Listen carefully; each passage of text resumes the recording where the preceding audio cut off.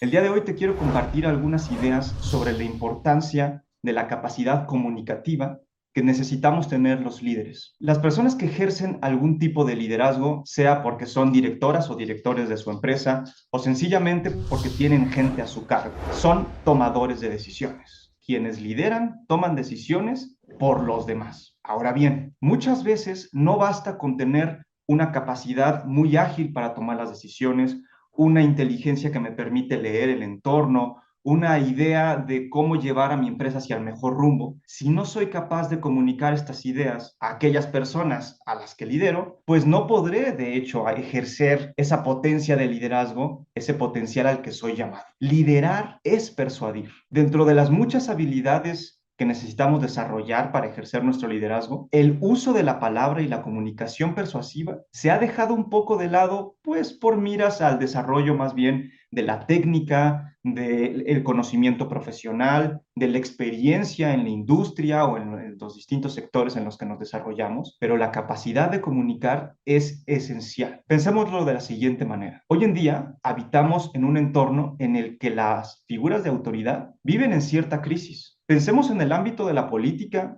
en el ámbito de la empresa, incluso en ámbitos más alejados de nuestra realidad profesional, como puede ser el religioso o el deportivo. Los y las líderes tienen un reto, que es el de poder conectarse con los demás. Hoy en día no basta con que una jefa o un jefe diga, se hace esto para que los demás lo hagan. La persona que está a cargo, la persona que es líder, necesita comunicar de manera clara, de manera empática, además necesita generar credibilidad con su persona y adaptarse a el entorno, adaptarse a las circunstancias. Y hablando del entorno, conocemos bien este diagnóstico que surge por un concepto militar y hoy en día se aplica mucho en cuestiones de desarrollo empresarial, el famoso entorno VICA, un entorno que habitamos que es altamente volátil, incierto, complejo y ambiguo. Con un entorno con estas características, no basta con una comunicación vertical, no basta con decir las cosas de manera única y concreta. Necesitamos dar razones, necesitamos conectar con las motivaciones de las personas que están a nuestro cargo. Afortunadamente, y como es muy común, el viejo Aristóteles viene a facilitarnos la vida con una de las técnicas, con una de las artes más antiguas que se conocen, que es el arte de la retórica. Para Aristóteles, la retórica es la facultad de reconocer en cada caso qué es aquello que va a persuadir de la mejor manera. Y para ello nos da tres tipos de argumentos. Yo te quiero compartir estos tres tipos más un cuarto que también viene de esta tradición aristotélica y quiero compararlo y quiero darte algunas recomendaciones para contrastar con ciencias del comportamiento contemporáneas como son la psicología, la economía del comportamiento y por supuesto el management. El primer tipo de argumentos que nos ofrece Aristóteles es el argumento lógico, logos. Para persuadir, dice Aristóteles, necesitamos hacer sentido, necesitamos ofrecer argumentos para explicar cómo es que llegué del punto A al punto B. Es decir, ahí es donde se integran todas nuestras capacidades racionales, profesionales y de experiencia.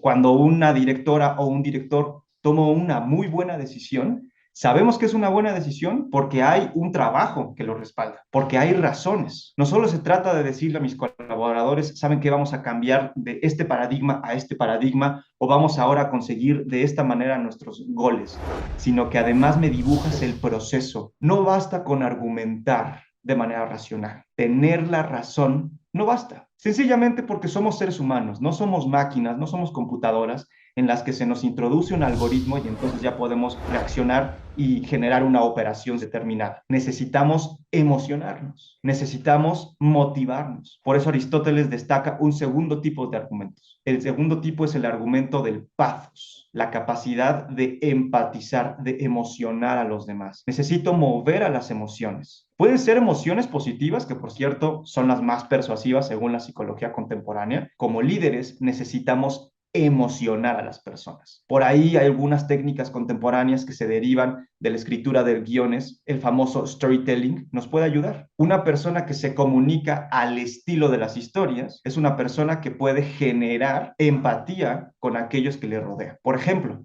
¿Qué tal si en cada reunión que tengamos con nuestros colaboradores pensamos siempre en generar primero un contexto para que todos nos ubiquemos en el mismo lugar, luego mostrar un conflicto, una problemática, un reto y posteriormente dar este desenlace para que así las personas que me escuchen se sientan parte de la misma historia? Hay una escritora que fue, de hecho, directora de recursos humanos en varias empresas como Google, que se llama Kim Scott, que desarrolló un framework, literal, es una tabla en donde podemos ubicar de qué manera hablar con nuestros colaboradores para ser empáticos, pero no ser excesivamente emocionales y sensitivos, pero por otro lado, evitar el otro extremo de ser demasiado racionales, demasiado directos y no cumplir con esta idea de motivar a las personas. Un balance bastante saludable. En tercer lugar, Aristóteles nos recomienda tener argumentos del tipo ethos, argumentos éticos, argumentos del carácter. Desde antiguo sabemos que una persona que lidera necesita congruencia personal, necesita que todo lo que hace, tanto en su lenguaje verbal como no verbal, en su vestimenta, en su trayectoria,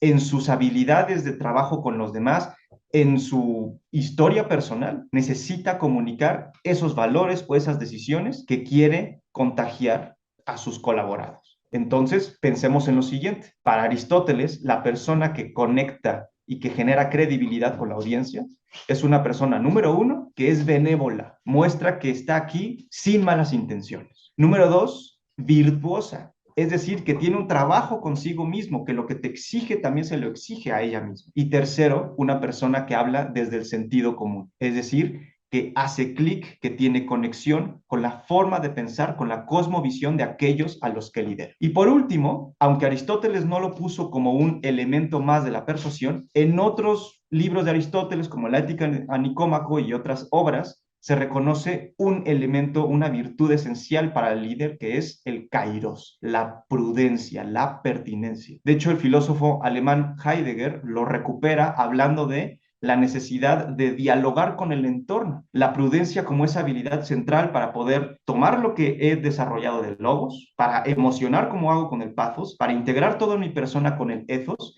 pero al final para dialogar y generar una gran conversación con mi entorno y con los demás. Kairos es reconocer el momento perfecto, es reconocer la manera correcta, es reconocer la persona correcta con la que debo hablar. Genera una gran conversación. No presentes, no dialogues de manera vertical, sino de manera horizontal, de manera empática. Liderar es persuadir. Liderar es poner en el centro de todos nuestros esfuerzos como líderes a quienes me escuchan, quienes van a seguir aquello que les comunico. No hay esfuerzo, no hay gran empresa que se pueda desarrollar de manera individual. El líder es un animal social y como seres sociales necesitamos persuadir a los demás. Recuperemos la palabra para mejorar nuestro liderazgo.